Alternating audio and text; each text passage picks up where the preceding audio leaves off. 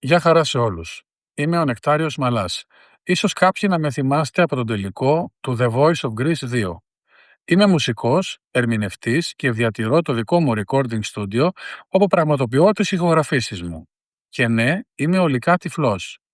Στην Ελλάδα, το να είσαι ολικά τυφλός και να θέλεις να κάνεις επαγγελματικά μουσική σημαίνει τις περισσότερες φορές ότι πρέπει πρώτα να αποδείξεις ότι αξίζεις μια ευκαιρία που οι υπόλοιποι θεωρούν δεδομένη.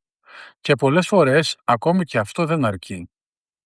Γνωστές δισκογραφικές εταιρείες έχουν ακούσει δείγματα της δουλειάς μου και μου έχουν πει ευθέως ότι δεν προχωρούν σε συνεργασία εξαιτίας της αναπηρίας μου. Όχι επειδή δεν τους άρεσε η μουσική μου, επειδή είμαι τυφλός.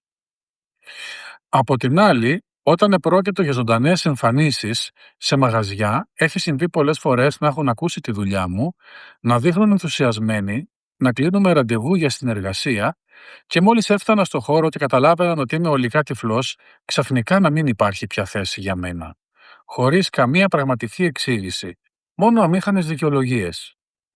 Και σαν να μην έφτανε αυτό, έχω ακούσει και από γνωστούς καταξιωμένους καλλιτέχνες τη φράση «Κρίμα που δεν βλέπεις, θα έφτανες πολύ ψηλά».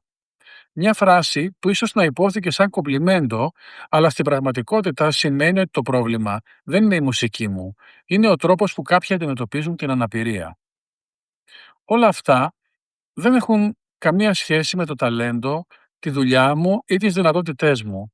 Έχουν να κάνουν αποκλειστικά με την προκατάληψη. Έτσι, βγήκα στο δρόμο. Στην αρχή ήταν ανάγκη, δεν έχω κανένα λόγο να το κρύψω. Πολύ γρήγορα όμως κατάλαβα ότι ο δρόμος ήταν κάτι πολύ περισσότερο από μια λύση ανάγκης. Ήταν η σκηνή μου. Εκεί με γνώρισε ο κόσμος. Εκεί τραγουδάω και παίζω μουσική μαζί με τη γυναίκα μου, τη Μαριάννα Ξενάκη, και κάθε φορά νιώθουμε σαν να βρισκόμαστε σε μια πραγματική συναυλία. Και τελικά ήταν ο δρόμος που με οδήγησε και μέχρι το The Voice.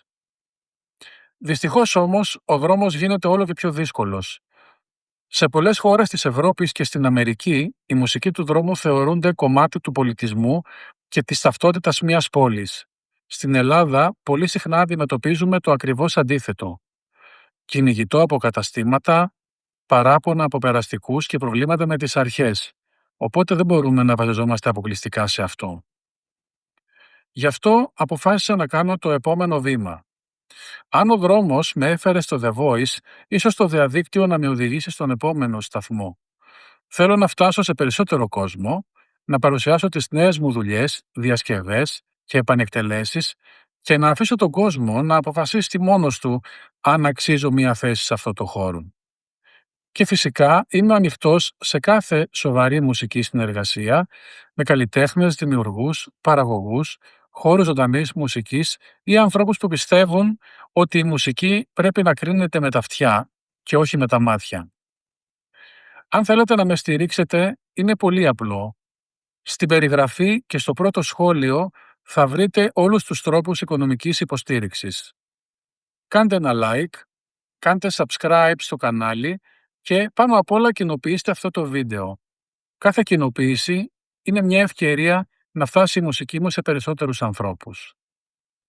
Και επειδή ο χρόνος σας είναι πολύτιμος και θέλω να σας ευχαριστήσω με τον καλύτερο τρόπο που ξέρω, τραγουδώντας ένα ρεφρέν από ένα αγαπημένο τραγούδι του Αντώνη Βαρδί, που όσοι με γνωρίζουν στον δρόμο γνωρίζουν ότι το αγαπώ ιδιαίτερα. Θέλω να σε δω, αχ πες μου πως μπορείς που νύχτωσε νωρίς κι εγώ δεν έχω που να πάω. Θέλω να σε δω, μπορώ να συγχωρώ, να σε δικαιολογώ, γιατί ακόμα σ' αγαπάω.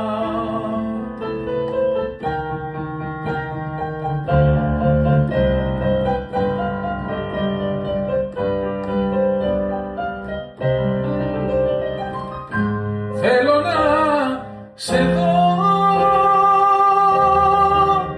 αχ πες μου πως μπορείς που νύχτωσε νωρίς κι εγώ δεν έχω που να πάω.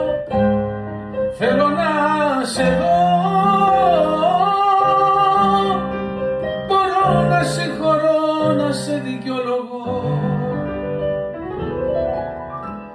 γιατί ακόμα σ' αγαπάω.